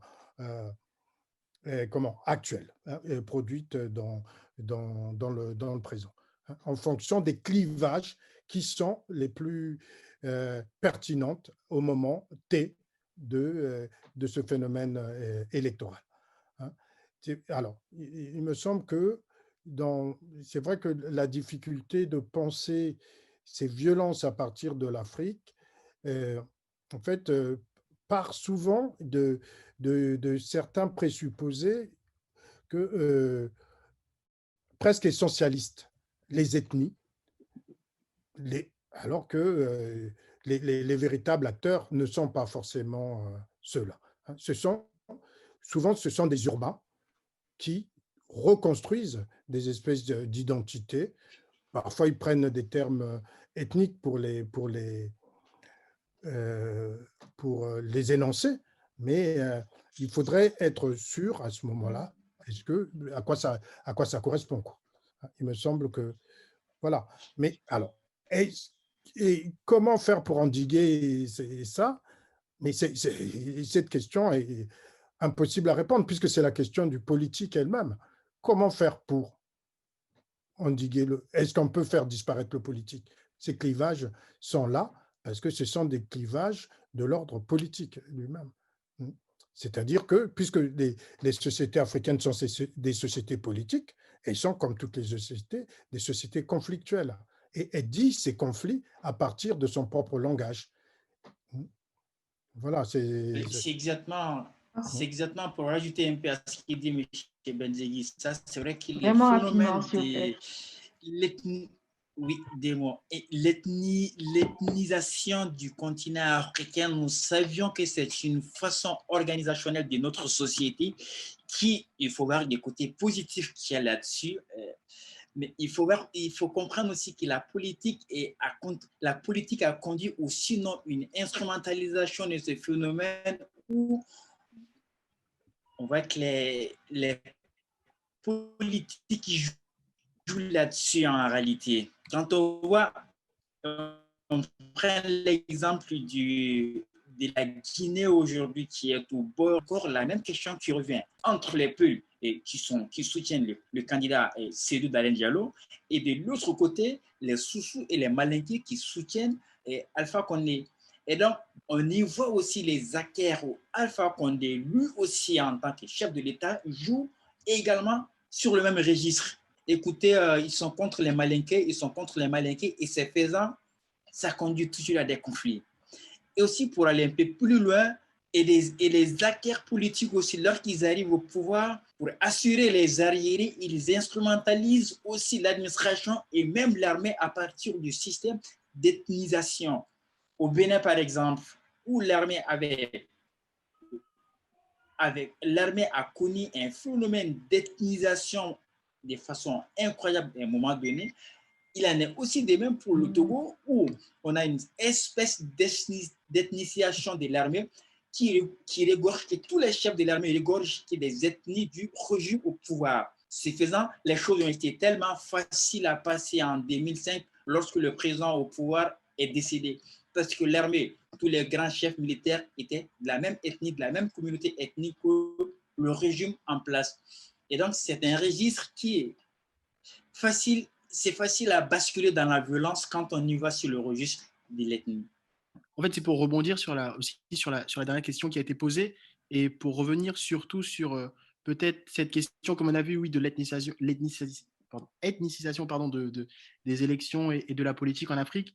Et est-ce que, selon vous, cela n'est pas peut-être lié d'une certaine manière à nos systèmes qui seraient peut-être trop présidentialistes en s'apparentant peut-être à ce modèle américain de l'homme providentiel qui mettrait justement un homme au détriment des idées et donc du coup en fait recentrerait peut-être la politique autour d'une personne et peut-être est-ce que ce n'est pas peut-être ça le problème de nos processus électoraux qui en fait tournent autour d'un homme et donc autour d'une ethnie et donc voilà et donc est-ce qu'il ne faudrait peut-être pas revoir nos modèles, on va dire, démocratique, je ne dirais pas peut-être repenser peut-être autour d'un parlementarisme ou autre chose, mais est-ce qu'il ne se situe peut-être pas là le problème? C'est-à-dire recentrer toujours à chaque fois la question des élections autour d'un homme contre un autre, comme on peut le voir en Côte d'Ivoire, c'est le président Alassane Ouattara contre le président Aïkondo Bédié, alors que à aucun moment on ne parle d'un programme, on ne parle des idées, on ne parle d'un projet pour le pays. C'est-à-dire, selon vous, est-ce qu'il ne se situe pas là? C'est-à-dire la question de l'homme providentiel. Est-ce que ce n'est pas le problème de l'Afrique? Merci. C'est vrai qu'il y a cette personnalisation. Alors, donc, quand on a parlé il parlait de personnalisation, mais je pensais aussi à ce qui s'est passé ici, hein, en France. Parce que il me semble, pour bien penser des situations africaines aussi, c'est de le penser dans le monde, hein. Ces types de phénomènes se posent ici. Ce qui s'est passé autour des Macron, et puis autour de Gaulle, ou tout ça, c'est des personnifications. Alors, mais c'est vrai qu'ici, ça n'a jamais pris la forme de l'ethnicité comme chez nous, hein, comme en Afrique. Mais alors, et c'est pour ça que je prenais le temps pour me dire, mais finalement, est-ce que, puisque ceux qu'on dit hommes providentiels, en fait, se présentent d'abord comme représentants et comme leaders d'un parti politique, hein, alors, et la question est pour moi d'essayer de penser ou de mettre en tension cette réalité des partis politiques et cette réalité des soutiens de ce leader. Et alors, parce que, au moins quand on regarde dans beaucoup de situations en Afrique, on se pose même la question sur quoi repose véritablement le pouvoir des leaders.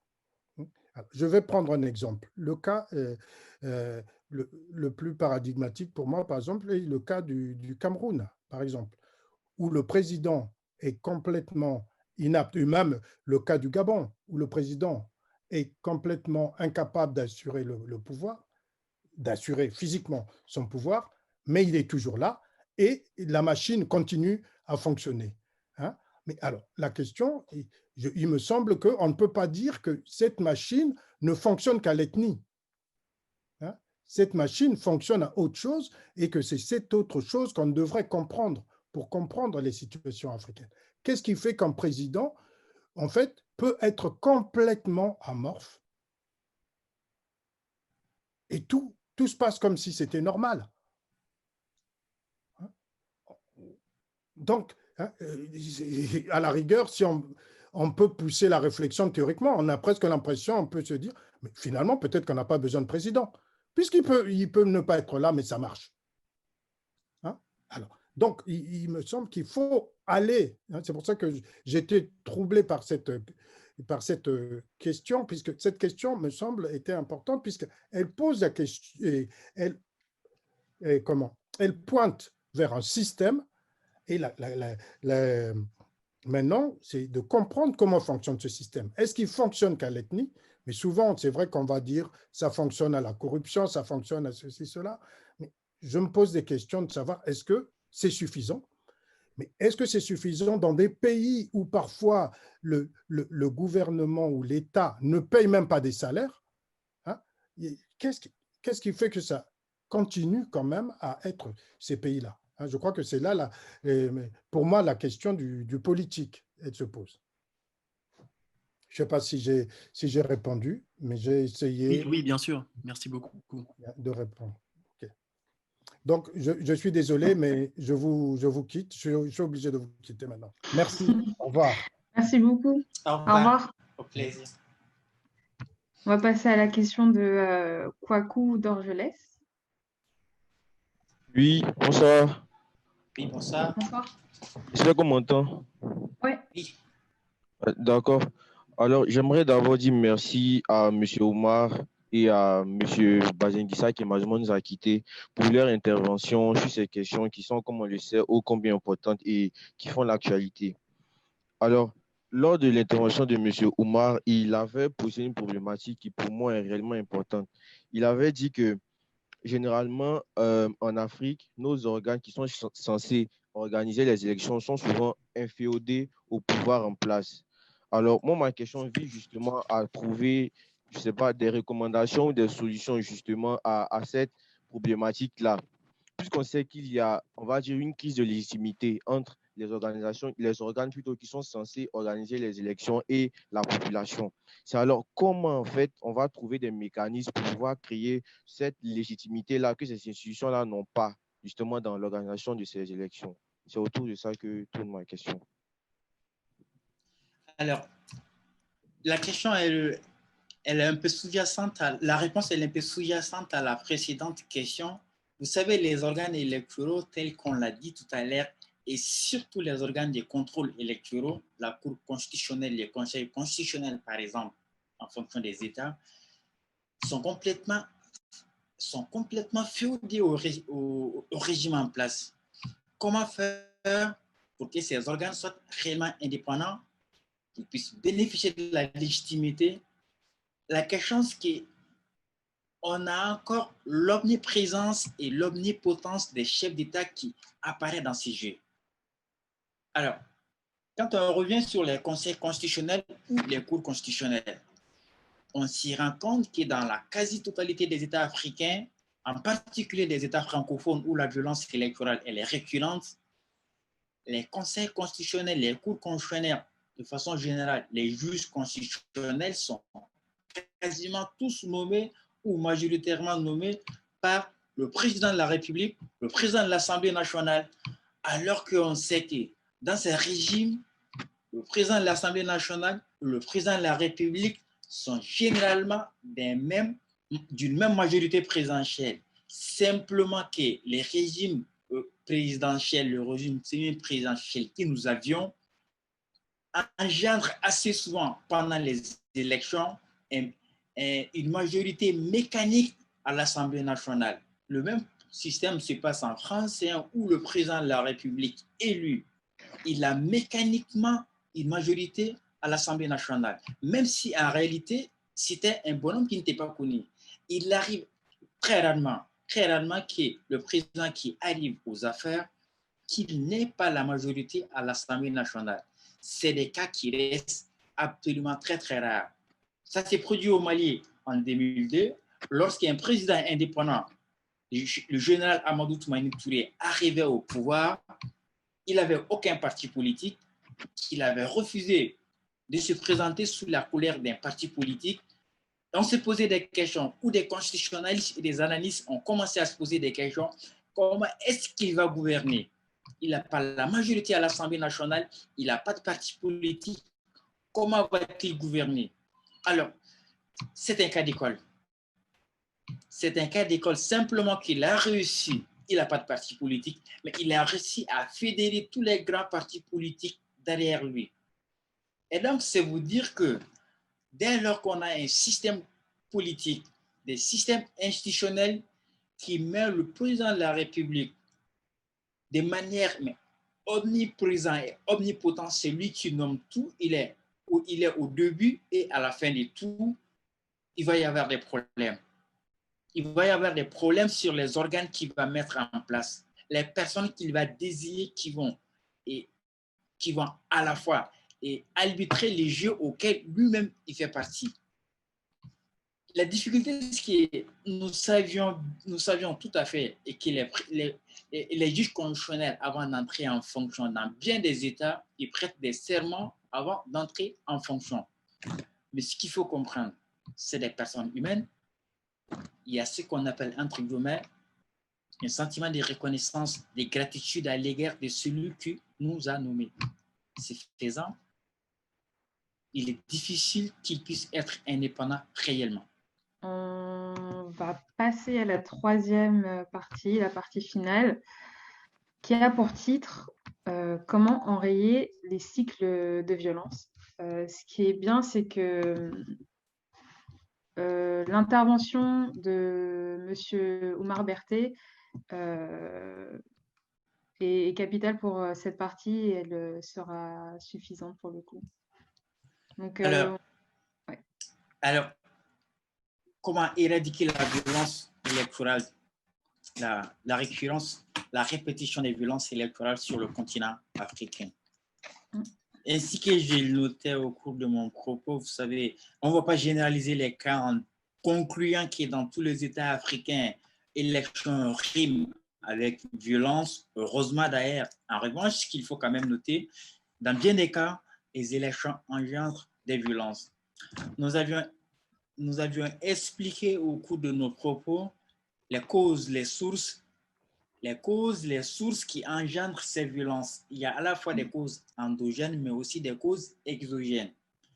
Alors, si nous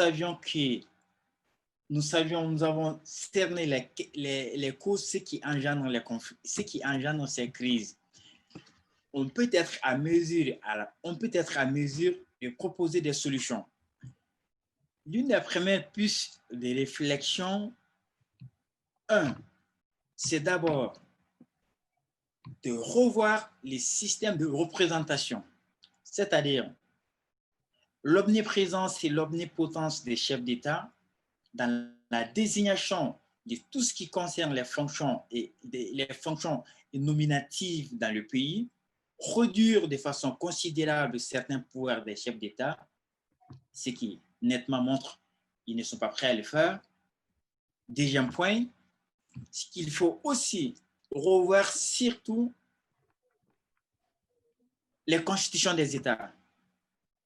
C'est-à-dire que les constitutions sont faites de telle manière, comme on l'indiquait également tout à l'heure, qu'elles peuvent être modifiées de manière conformément aux dispositions constitutionnelles, c'est-à-dire les limitations qui sont prévues par la Constitution. À partir du moment où ces limitations sont respectées et la procédure prévue par la Constitution, elle est respectée, on peut la modifier. Et donc, ça ouvre la porte à toutes les réformes et à toutes les caprices des régimes en place. Les caprices, c'est-à-dire lorsqu'on a un bonhomme en face de nous qui est susceptible d'être un candidat sérieux aux prochaines élections, tout est mis en œuvre à la fois à partir de la Constitution pour l'écarter et aussi de la loi électorale, voire même des dispositions, voire même du système judiciaire pour l'écarter du pouvoir, c'est-à-dire pour l'écarter qu'on ne le trouve pas en face de soi. Et donc, il faudrait que ces pratiques s'arrêtent. Mais ces pratiques, comment est-ce qu'on peut les arrêter? Pour arrêter ces pratiques, il faut d'abord passer par la Constitution. D'abord, la Constitution prévoit des systèmes de révision, des limitations de révision de la Constitution où on a trouvé déjà des prémices dans certains États. J'ai noté l'exemple du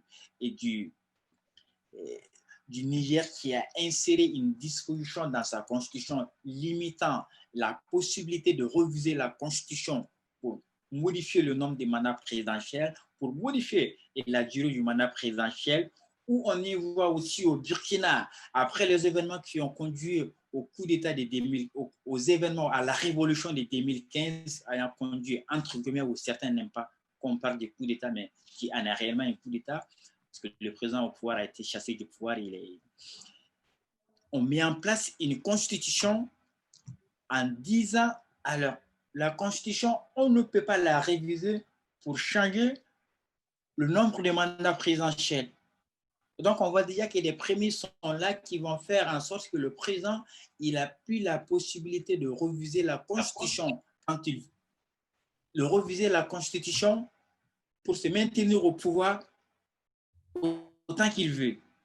Parce que c'est un phénomène qui est fréquent sur le continent où on voit une manière où les chefs d'État, lorsqu'il arrive à la fin de son deuxième mandat ou du mandat est constitutionnellement, initialement prévu par la Constitution, on y procède à tous les moyens pour réviser la Constitution, pour réviser la loi électorale et se permettre de se représenter aux élections. L'exemple, l'actualité politique en Côte d'Ivoire en est une illustration. Certes, la Constitution de la Côte d'Ivoire avait besoin de nettoyage parce qu'on avait inscrit des principes, notamment les principes de l'ivoirité ou la notion, pas un principe entre guillemets, l'expression, c'est un principe. La notion d'ivoirité qu'on avait inscrit là-dedans a conduit à une dizaine d'années que ce pays a connu et les conflits les plus meurtriers du continent africain, et il fallait revenir sur certaines notions là-dedans pour les enlever. Par contre, il est tout à fait incontestable qu'il y avait derrière une intention tendancieuse. Et là, le glissement, il était là. Il en a profité en expliquant le président au pouvoir, en expliquant, en disant oui, la Constitution me le permet. Encore, la question reste discutable. Et là encore, on revient sur la Constitution, le Conseil constitutionnel, qui est l'organe ou l'institution, la seule institution qui peut décider qui peut être candidat et qui peut ne pas l'être. Encore, les bonhommes qui sont là sont nommés majoritairement par le président de la République et son parti au pouvoir. Le jeu, il est déjà fait. On explique que la constitution qui a été mise en place était une nouvelle constitution, c'était une nouvelle république. Encore là, c'est un débat entre constitutionnalistes. Mais en réalité, les conditions dans lesquelles on bascule d'une république à une autre, de mon avis, les conditions ne semblent pas réunies. On revoit aussi de notre côté, d'un autre pays à côté, en Guinée-Conakry, où le même phénomène s'est produit. Certes, la constitution de ce pays avait besoin d'une révision, mais là encore, on a noté une espèce de manipulation de la constitution, une révision tendancieuse de la constitution, où le président, aussi un juriste, estime, oui, elle me permet parce qu'on a passé d'une république à une autre. Et donc, vous voyez, pour pouvoir arrêter ces cycles de violence, les violences liées aux élections, il va falloir trouver des moyens pour arrêter ces révisions tendancieuses et complètement manipulatrices des constitutions. On va voir que les organisations sous-régionales, régionales et internationales commencent à s'impliquer, mais là encore, il y a des problèmes. Si on revient sur l'Afrique de l'Ouest, il faut le dire, hein, il faut le dire que c'est la partie du continent où les violences électorales sont fréquentes. C'est aussi la partie du continent où les périodes électorales sont très fragiles, et également la partie du continent où les manipulations de la Constitution pour se maintenir au pouvoir sont également les plus nombreuses. Alors, on va voir que la CEDEAO, qui est l'organisation sous-régionale sur cette partie du continent, s'accapare du phénomène. Simplement qu'elle s'est rendue compte que les périodes électorales aboutissent à des conflits ou des conflits qui engendrent ou aboutissent à des coups d'État.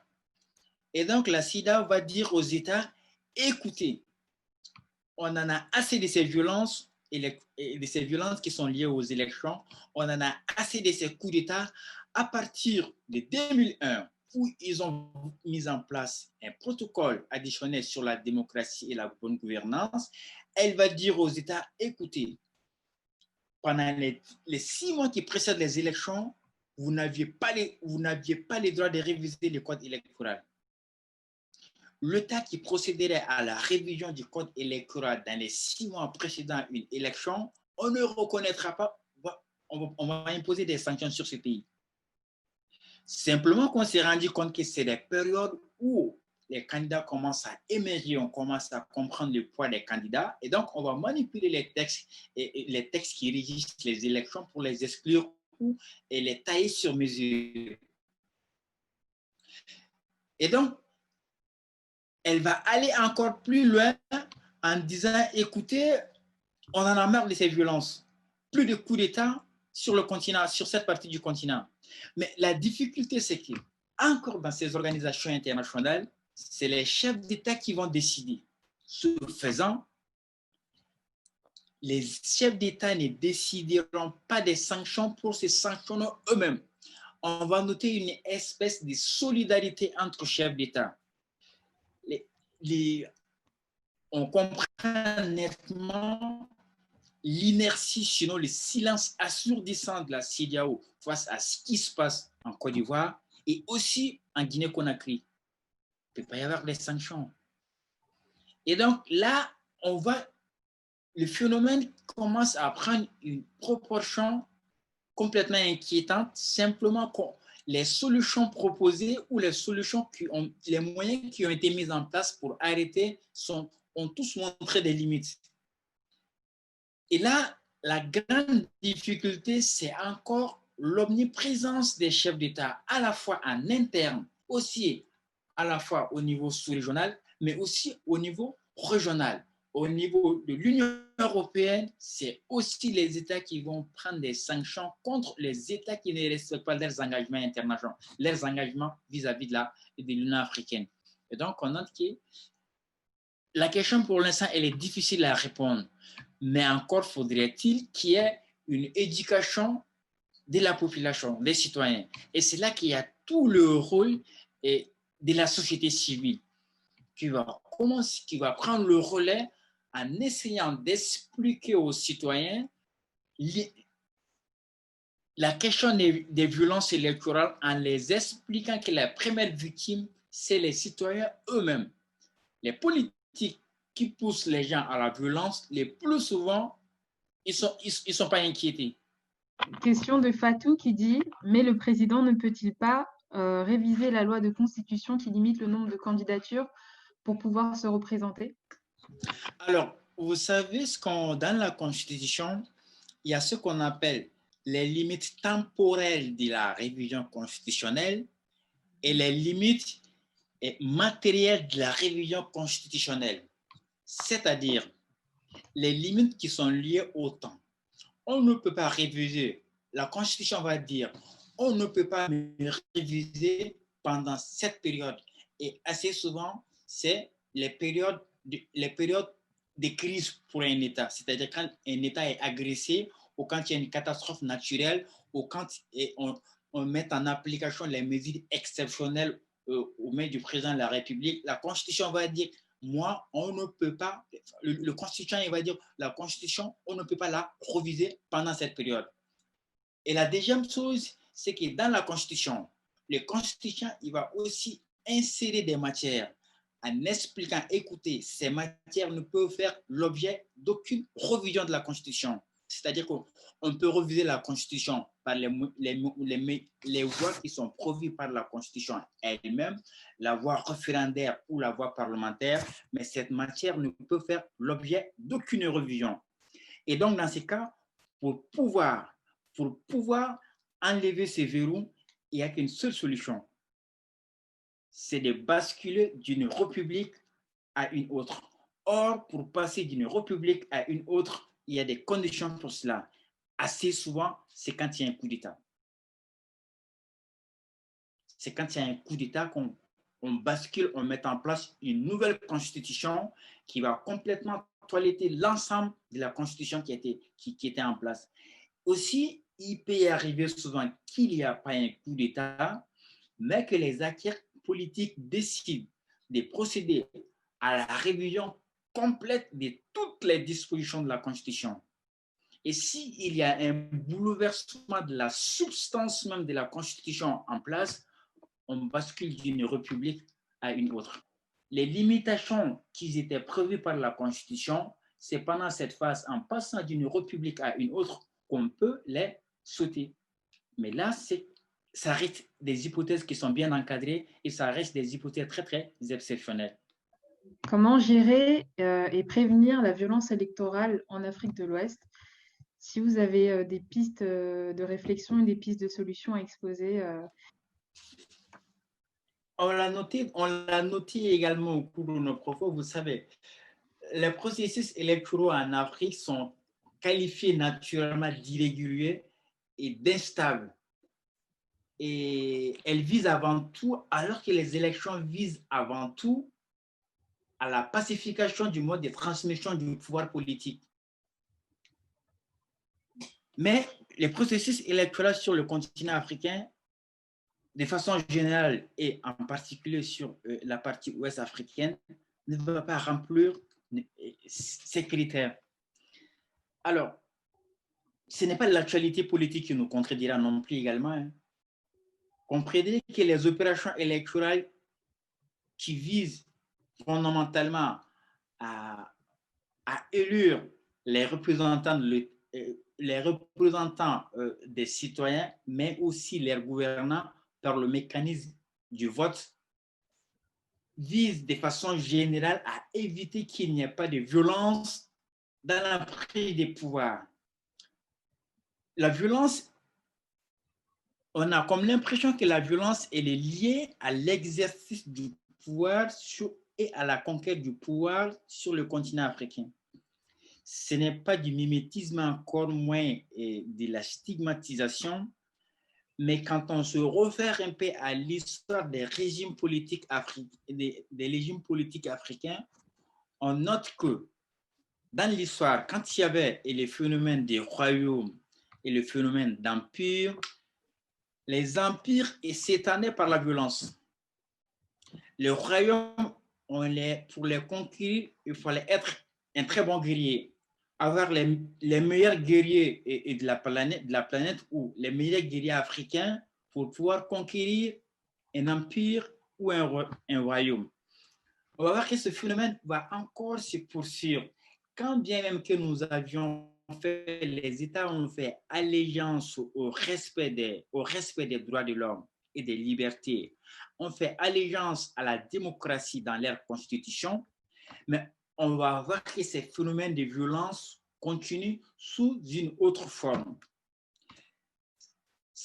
Après les périodes postcoloniales, quelques années après les indépendances, et qu'il y a eu l'éruption des coups d'État à partir de 1967, conduisant au coup d'État au Togo, la conquête violente du pouvoir va repartir. Ce faisant, que le continent latino-américain qui était le champion en prise des pouvoirs par la force, notamment par les coups d'État, s'est fait détrôner complètement par le continent africain. Après les phénomènes des transitions démocratiques des années 89-90, là, il faut aussi les rappeler que il n'y a pas eu seulement que des phénomènes qui sont internes sur le continent africain, les États africains, mais aussi des phénomènes qui étaient externes, des phénomènes qui ont été importés, notamment de la Roumanie, qui s'est étendue sur toute l'Afrique. On va voir qu'ils vont mettre en place, les États vont mettre en place des modes de conquête et pacifiques des pouvoirs par la voie des urnes. Mais quelques années encore, la méthode a évolué. Au lieu que ce soit des coups d'État qui n'ont complètement pas disparu, hein, le dernier en date remonte au 18 août 2020 au Mali. On est encore des coups d'État en 2020 sur le continent africain. Mais là, on va voir qu'il y a une autre forme de violence, c'est-à-dire qu'on précise dans les constitutions que les élections restent les seuls moyens ou les seuls modes d'accession ou de maintien au pouvoir. Mais là encore, les élections ne seront... On plaide et on chante que ces élections doivent être libres, démocratiques, transparentes et tout ce que vous voulez, tous les adjectifs que vous voulez. Mais en réalité, c'est que des parodies d'élections. Dans bien des cas, je précise bien mon propos, dans bien des cas, en réalité, la démocratie dans beaucoup d'États africains se résume simplement à l'organisation périodique des élections. C'est-à-dire, la démocratie, elle s'arrête le jour du vote. Le vote, c'est la démocratie. Après le reste, il n'y a rien. Pas de respect des droits de l'homme, pas de respect de la personne humaine, pas de respect de la propriété, et notamment, surtout, les principes qui consacrent même la démocratie, c'est-à-dire la séparation des pouvoirs tels que voulu par Montesquieu, l'indépendance de la justice en particulier qui doit régir les rapports entre les citoyens et les rapports entre les citoyens, mais aussi les rapports entre les citoyens et l'État, et aussi qui peuvent limiter les pouvoirs du chef, les pouvoirs des présidents. On va voir que ces institutions ne sont plus en réalité indépendantes. Et donc, pour vous dire, pourquoi je vous dis tout cela? C'est-à-dire que la cyclicité des violences électorales sur le continent africain, la répétition des violences qui sont liées aux élections sur l'ensemble du continent de façon générale ont des déterminants. On est déterminant, mais fondamentalement, ce qui est, ces déterminants, ces violences pouvaient se circonscrire si on avait réellement des organes de contrôle électoraux, en particulier juridictionnels, si ces institutions juridictionnelles étaient réellement indépendantes. Là, il y a plusieurs institutions juridictionnelles qui entrent en ligne de compte. Voilà. Le juge constitutionnel, il n'est pas le seul qui participe à la régulation juridique des élections. Il y a aussi les juges de droit commun et aussi les juges répressifs. C'est les infractions qui auraient été commises. La fraude électorale, c'est une infraction, on le sait. Les violences pendant les élections, c'est une infraction. Mais faudrait-il qu'on ait des juges qui soient réellement indépendants pour trancher ces litiges. Alors, ce faisant, l'intérêt du contentieux électoral même qui aurait pu être de veiller à la vérification, à la régularité des actes et à la validation des résultats du vote n'est pas au rendez-vous. Alors, j'expliquais l'intérêt du contentieux électoral aurait pu être de veiller ou doit être de veiller à la vérification de la régularité des actes et des validations des résultats du vote.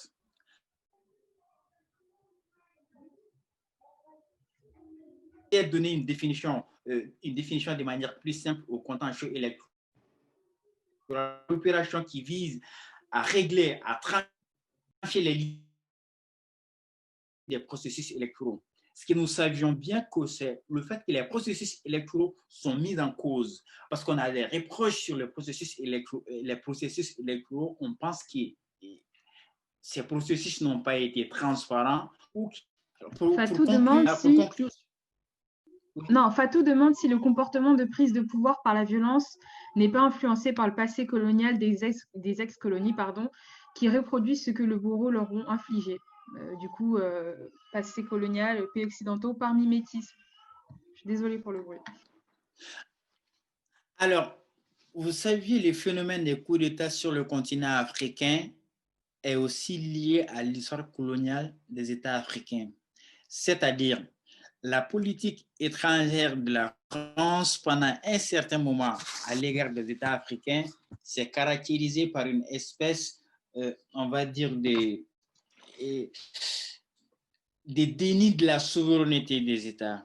C'est-à-dire que lorsqu'il y avait un bonhomme qui avait tendance à remettre en cause l'intérêt de la France, l'intérêt de la puissance coloniale, alors, ce qui s'intéresse beaucoup sur la question, sur le phénomène des coups d'État, ils comprendront que quand on parle des phénomènes des coups d'État, on parle forcément du Quai d'Orsay à un moment donné où une cellule de ce département était dédiée uniquement à cela, où des mercenaires étaient envoyés assez généralement dans ces États pour aller déstabiliser des régimes, voire même mener des coups d'État. Et donc, on ne peut pas dire que ces phénomènes ne sont pas forcément liés à l'histoire de la politique, à l'histoire coloniale du pays. Est-ce qu'il n'y a pas aussi encore une question de rapport de pouvoir nord-sud, par exemple le cas de la Côte d'Ivoire, où on a un président qui a été dans les hautes sphères du FMI, qui est une institution au-dessus de la CEDEAO, et qu'on demande à la CEDEAO de gérer des crises électorales dans ces pays, entre parenthèses, la Côte d'Ivoire. Dans le monde capitaliste et des intérêts économiques dans lequel on vit, il y aurait sûrement une grande influence dans la manière d'élire des élites, entre guillemets, qui protégerait, j'imagine, ses intérêts, donc une continuité coloniale, le néocolonialisme. Alors, je vais déjà commencer à dire que le FMI n'est pas au-dessus de la CEDEAO. Vous savez, les FMI, c'est une organisation à part qui est un organe institutionnel qui est affilié à l'ONU, entre guillemets. Mais en fait, vous savez, la CEDEAO, c'est une organisation en elle-même qui a été créée par les États ouest-africains et de façon générale n'a pas d'influence à recevoir d'aucune autre organisation. En revanche, la CEDEAO, elle accepte en elle-même de recevoir des ordres de l'Union africaine et des ordres de l'ONU, simplement dans le cadre des questions sécuritaires. Parce qu'après la Charte des Nations Unies de 1945, le recours à la force de relations internationales est interdit. Il n'y a que l'ONU qui peut décider, le Conseil de sécurité de l'ONU, sur la base du truchement du chapitre 8 de la Charte, peut décider de recourir à la force dans un État simplement pour pouvoir rétablir la paix et la sécurité. De ce fait, ni la CEDEAO, ni l'Union africaine, encore moins un autre État tiers, ne peut engager une action de violence ou une action, entreprendre des actions militaires dans un État tiers. Raison pour laquelle, pour permettre à la CEDEAO, qui veut en elle-même éviter que l'ONU envoie des soldats français, que l'ONU envoie des soldats Bangladesh ou des soldats d'autres pays qui vont aller maintenir la paix dans un État ouest-africain, en Côte d'Ivoire, au Mali ou en Guinée, la CEDEAO avait mis en place ces systèmes en mettant en place ce qu'on appelle une force en entente de la CEDEAO qui a pris le relais de l'ECOMOG, qui avait été créé de fait en 1999 suite à la guerre civile en Sierra Leone, au Libéria puis en Sierra Leone, et aussi l'Union africaine qui va mettre en place une force d'interposition également, pas une force d'interposition, une force en entente de l'Union africaine prête à être engagée dans chaque État membre de l'Union africaine chaque fois qu'il y a une crise qui est susceptible de mettre en danger ou d'enliser à un conflit. Mais là, la question c'est que forcément, à partir du moment où on rentre en droit international, c'est vrai, il y a la souveraineté des États qui prime et qui est le principe, d'ailleurs consacré par tous les textes et tous les textes internationaux, notamment par la Charte des Nations Unies. Mais en réalité, sur la scène internationale, en diplomatie, il y a ce qu'on note une hégémonie des États, une influence des États. Vous m'entendez? Vous m'entendez? Oui, on vous entend. Alors, là, sur le coup, ce qu'on va noter assez régulièrement, ou ce qu'on a noté à partir des années 1991 en France, qu'on a noté une autre forme de... Vous voyez ce qu'il veut dire? C'est une autre forme de mettre les États sous le joug colonial, c'est-à-dire par les systèmes de l'aide publique au développement, la conditionnalité démocratique de l'aide au développement. C'est-à-dire, sachant bien que ces États pauvres, des États pauvres qui n'attendent que des aides pour se développer, on va leur imposer des principes. Alors, si vous voulez que nous vous aidons, nous vous apportons nos aides, voilà ce que vous devez faire. Vous devez respecter ces principes, vous devez poser ces principes. Si vous ne les posez pas, ces principes, vous ne respectez pas ces principes, alors vous n'allez pas recevoir nos aides. Ce faisant, cela ne repose pas en réalité sur en fait, c'est des principes qui ont été posés entre guillemets de façon on peut dire, bancale, mais auquel tous les États se soumettent en fait, parce qu'ils veulent bénéficier de l'aide publique au développement. Je voulais simplement attirer votre attention sur ce qui se passe sur le continent, aux États-Unis aujourd'hui. qui aussi impose l'aide publique au développement aux États africains, est-ce que ce n'est pas seulement la France ou l'Union européenne qui impose ces conditionnalités démocratiques aux États. Et il y a aussi les États-Unis qui imposent ces conditionnalités démocratiques liées à l'aide publique au développement. Et si on y regarde les fiascos électoraux auxquels les États-Unis se livrent pendant ces élections, il y a de quoi se poser des questions. Mais en revanche, je voulais juste attirer votre attention. En même temps, vous savez, les États africains, c'est pas un principe qui est commun seulement aux États africains. En droit international, il y a un principe qui veut que tous les États sont égaux sur la scène internationale. C'est-à-dire qu'aucun État n'est obligé à s'engager dans une organisation internationale, à s'engager avec un autre État. On est tous égaux. Et donc, il appartient aux États africains, il appartient aux chefs d'État africains qui dirigent l'appareil institutionnel de l'État de savoir les intérêts de leur État et de savoir les protéger. À partir du moment où un État intègre une organisation internationale, s'engage dans un instrument du droit international, l'État a l'obligation de respecter son engagement international. Alors, ça m'amène à vous parler d'une question assez intéressante qui est intervenue en 2010 suite aux événements post-électoraux de la Côte d'Ivoire, quand il y a eu la proclamation des résultats par le Conseil constitutionnel, et que d'autre côté, l'ONU qui dit non, nous avions certifié les élections, ce n'est pas le candidat déclaré et élu par le Conseil constitutionnel qui est vraiment le vainqueur. Le vainqueur, c'est celui-là.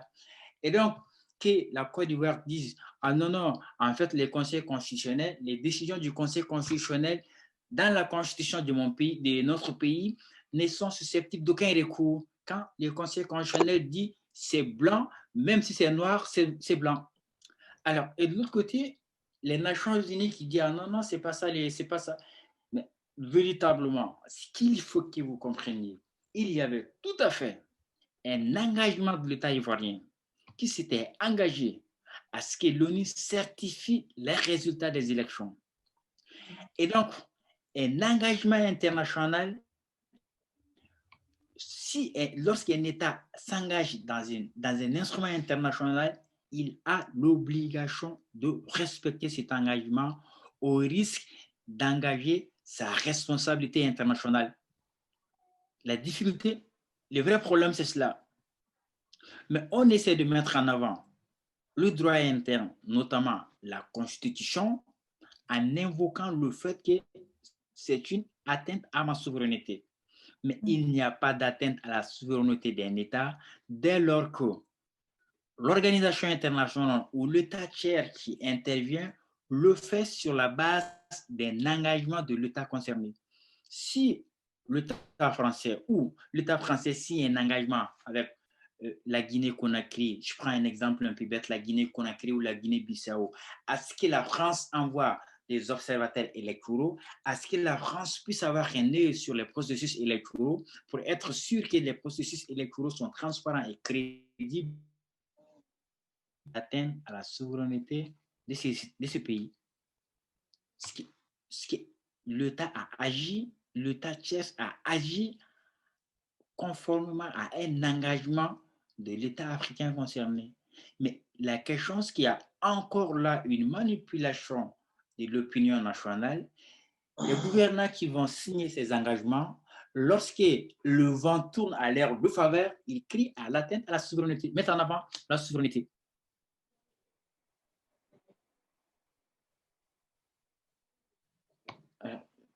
Est-ce que vous avez des questions là-dessus? On ne peut pas trop éterniser les débats.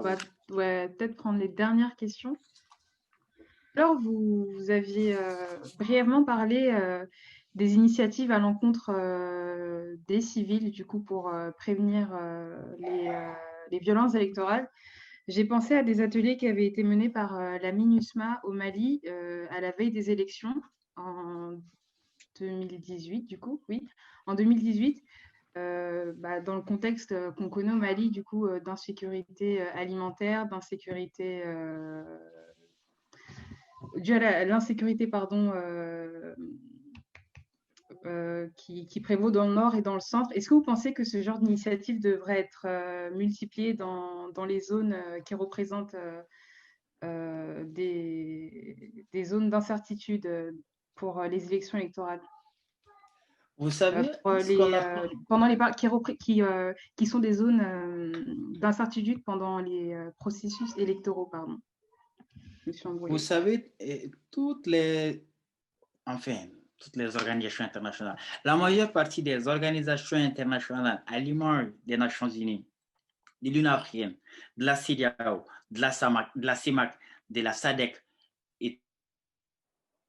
et tout ce qu'il y a sur le continent africain, et voire même au-delà des États africains, qui s'impliquent sur les questions de développement, qui s'impliquent sur les questions de paix et de sécurité, qui s'impliquent sur des questions de démocratie, apportent ce qu'on appelle des appuis électoraux aux États. Ils ne font pas seulement que de l'observation électorale. Il y a ce qu'on appelle l'observation électorale internationale qui permet aux organisations internationales et aux États tiers, sur la base d'engagement avec l'État concerné, qu'ils envoient des observateurs qui vont vérifier la sincérité des élections. Alors, à côté de ces contrôles internationaux des élections, mais bon, assez souvent, derrière ce qui se passe, c'est que c'est des déclarations qui s'en suivent. Non, les élections ont été transparentes. Oui, on reconnaît les chefs d'État qui est élu. Nous savons qu'il y a eu des problèmes, mais ces problèmes ne sont pas de nature à mettre en cause la sincérité, la crédibilité des élections. Bon, bref, il y a plein de discours qui contiennent derrière, quoi. Assez rarement, on dit, OK, d'accord, on ne reconnaît pas et ces élections, il faudrait que vous les preniez. Mais à côté de cela, il y a ce qu'on appelle l'appui au processus électoraux. Ces appuis peuvent être de plusieurs natures. C'est-à-dire, on peut aider les États, on peut aider l'État concerné en envoyant sur place des experts qui vont aider l'État à rédiger ou à réviser, à faire un toilettage du code électoral, des règles régissant les processus électoraux. On peut aussi envoyer des experts qui vont aussi aider l'État concerné à remettre en place un fichier électoral qui soit fiable et crédible. On peut aussi envoyer des experts qui vont aussi rencontrer des populations en essayant, les citoyens, en essayant de les expliquer ce que c'est la démocratie, ou aussi en mettant en place des programmes qui puissent endiguer ou prévenir des violences pendant et après les élections. Généralement, c'est très fréquent. Chaque fois qu'il y a une crise qui a abouti, une crise sécuritaire qui a abouti au déploiement des casques bleus de l'ONU, l'ONU a toujours auprès de ses missions des volets consacrés sur les processus électoraux. Et ces processus, et ces volets, ces directions ou ces départements sont chargés exclusivement d'aider l'État à organiser des élections qui soient transparentes, crédibles et acceptées de tous. Et donc, le cas du Mali, la MINUSMA avait un département qui est consacré exclusivement aux questions électorales. Ce département est encore sur place, continue à mettre des programmes en place, pas seulement de l'appui matériel ou encore de l'appui technique, mais aussi des appuis qui y vont au-delà de cela. C'est vrai que les résultats peuvent être difficiles à justifier en disant, voilà, qu'est-ce que ça a apporté, mais c'est quand même des pratiques qui sont fréquentes et que les organisations internationales ont recours à ces pratiques assez généralement quand il y a un État qui rencontre une crise pareille ou un conflit armé. Peut-être conclure maintenant. Je tiens à vous remercier pour votre présence à notre première conférence de l'année. Je tiens à remercier aussi Monsieur Oumar Berté qui est resté jusqu'à la fin avec nous. Merci beaucoup, Monsieur Oumar Berté. Je tiens aussi à remercier Monsieur Rémi Bazenguissa Ganga qui nous a délivré un exposé très intéressant. Merci à tous les membres de la MECAS qui ont été présents et notamment à Charles et Pascaline qui ont travaillé à l'élaboration de cet événement. Et du coup, la MECAS va continuer de proposer du contenu, notamment écrit, durant cette période. Et on espère vous revenir en présentiel, comme on dit maintenant, le plus rapidement possible et avec toujours des conférences, des clubs de lecture, des débats.